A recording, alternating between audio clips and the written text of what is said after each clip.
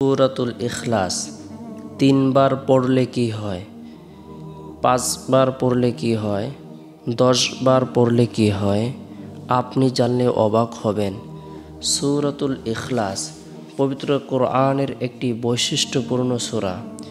এই সূরাতে আল্লাহ পাকের এমন কতিপয় গুণের আলোচনা করা হয়েছে যা অন্য কোনো সূরাতে নাই। যেমন তিনি এক, তিনি কারো মুখাপেক্ষী নন, তার সমতুল্য কেউ নাই, তিনি কাউকে জন্ম দেন নাই এবং তিনি কারো থেকে জন্মগ্রহণ করেননি। সমগ্র কোরআন শরীফে বর্ণিত আল্লাহ পাকের মূল বিষয় উদ্দেশ্যটি এই সূরাতে সংক্ষিপ্ত আকারে বর্ণিত হয়েছে। এই কারণে এই সূরাটির ফজিলত ও মর্তবা অনেক বেশি। বিসমিল্লাহ সহ কোনো ব্যক্তি যদি এই সূরাটি মাত্র ৩ বার আমল করে, তেলাওয়াত করে, পাঠ করে, আল্লাহ পাক রব্বুল আলামিন তাকে পূর্ণ কোরআন তেলাওয়াতের নেকি প্রদান করবেন, সওয়াব প্রদান করবেন। সুবহানাল্লাহ। সূরাতুল ইখলাস কোনো ব্যক্তি যদি মহাব্বত করে, সূরাতুল ইখলাসকে ভালোবাসে, সূরাতুল ইখলাস অধিক পরিমাণে আমল করে, আল্লাহ পাক রব্বুল আলামিন তার জন্য জান্নাত আবশ্যক করে দেবেন। এক ব্যক্তি সর্বদা সূরাতুল ইখলাস দ্বারা নামাজের ইমামতি করতেন। একবার রাসূল সাল্লাল্লাহু আলাইহি সাল্লামকে লোকদিগকে বললেন, তোমরা ওই ব্যক্তিকে সংবাদ বলিয়ে দাও, আল্লাহ তাআলা তাকে মহাব্বত করেন। একবার তিনি এক ব্যক্তিকে সূরাতুল ইখলাস পাঠ করতে শুনিয়ে বললেন, তাহার জন্য বেহেশত ওয়াজিব হয়ে গিয়েছে। সুবহানাল্লাহ। অপর এক বর্ণনায় আছে, যে ব্যক্তি বিছানায় শয়ন করিয়া ডান দিকে মুখ করিয়া ১০০ বার সূরা ইখলাস পাঠ করে এরপরে নিদ্রা যায়, কিয়ামতের দিন আল্লাহ তাআলা তাকে সম্বোধন করে বলবেন, হে আমার বান্দা, তুমি তোমার ডান দিকের বেহেশতে প্রবেশ করো, কেননা ডান দিকের বেহেশত উত্তম ও উচ্চ। সুবহানাল্লাহ। কঠিন বালা মুসিবতের সময় বিশেষ আন্তরিকতা ও নিষ্ঠার সহিত এই সূরা কোনো ব্যক্তি যদি ১০০০ বার পাঠ করে, রব্বুল আলামিনের দরবারে কাকুতি মিনতি করে, প্রার্থনা করে, দোয়া করে, আল্লাহ তাআলা যাবতীয় ধরনের বালা মুসিবত থেকে নিরাপত্তা দান করবেন।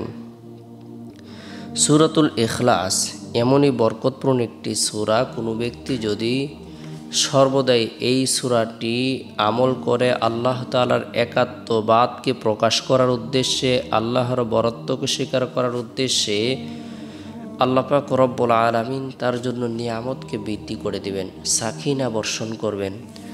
আল্লাহ তাআলা তার পেরেশানিকে দূর করে দিবেন, সকল ধরনের অনিষ্ট থেকে আল্লাহ তাআলা নিরাপত্তা দান করবেন।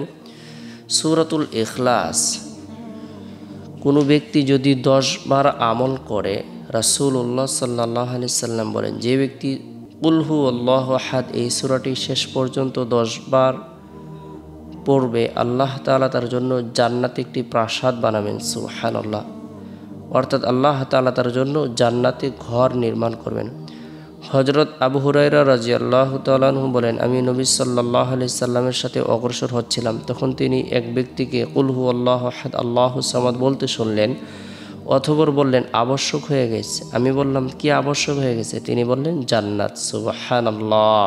ব্যক্তি সর্বদাই সূরাতুল ইখলাস আমল করবে, আল্লাহ পাক রব্বুল আলামিন তার পদমর্যাদাকে বৃদ্ধি করে দিবেন। আমরা দৈনন্দিন ফরজ নামাজ সম্পূর্ণ করার পর, ৫ ওয়াক্ত নামাজ সম্পূর্ণ করার পর সূরাতুল ইখলাস ৫ বার আমল করব, অর্থাৎ প্রত্যেক নামাজের পর একবার করে আমল করব, আল্লাহ তাআলার একাত্মবাদকে স্বীকার করার উদ্দেশ্যে। আল্লাহ তাআলা যে অমুখাপেক্ষী, দুনিয়ার সমস্ত প্রাণীকুল, সমস্ত মাখলুকাত, সমস্ত সৃষ্টি জীব, জিন, ইনসান সকলে মুখাপেক্ষী, আল্লাহ তাআলা অমুখাপেক্ষী। পবিত্র কোরআনের বরকতপূর্ণ এই সূরাটি হলো ১১২ নং সূরা। এই সূরাটি মক্কায় অবতীর্ণ হয়েছে। এই সূরার মধ্যে একটি রুকু রয়েছে, ৪টি আয়াত রয়েছে। বিসমিল্লাহির রহমানির রহিম, পরম করুণাময় দয়ালু আল্লাহর নামে শুরু করছি। কুল হুয়াল্লাহু আহাদ, হে নবী বলুন, আল্লাহ এক, অদ্বিতীয়, আল্লাহুস সামাদ, আল্লাহ অমুখাপেক্ষী, সবাই তার মুখাপেক্ষী, লাম ইয়ালিদ ওয়া লাম ইউলাদ, তিনি কাউকে জন্ম দেননি এবং তাকেও জন্ম দেওয়া হয়নি, ওয়া লাম ইয়াকুল লাহু কুফুয়ান আহাদ, আর তার সমকক্ষ কেউ নেই। সুবহানাল্লাহ। আমরা ফরজ নামাজ সম্পূর্ণ করার পর বরকতপূর্ণ এই সূরাটি আমল করার জন্য চেষ্টা করব। রাতে ঘুমানোর পূর্বে আমল করার জন্য চেষ্টা করব। মাগরিবের পূর্ব মুহূর্তে এই সূরাটি দুটি একবার আমল করে রব্বুল আলামিনের দরবারে প্রার্থনা করব, আল্লাহ তাআলা আমাদের সকলকে ক্ষণস্থায়ী জীবনের মধ্যে সুখ শান্তি আরাম আয়েশ সফলতা দান করুক।